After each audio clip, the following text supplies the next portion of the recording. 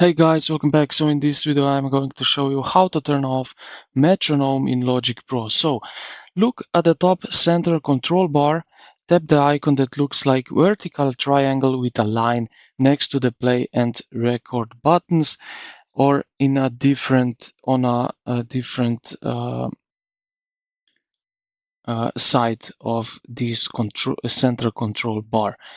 Uh, you will see it right here. It's violet when the icon is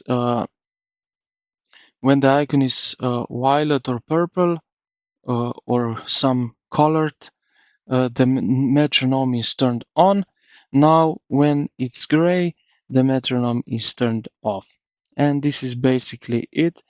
Uh, what you can also do is if you touch and hold, you can adjust few settings here. So you will see metronome settings, and now you can adjust here bar group, beat division, also tone, volume, and output.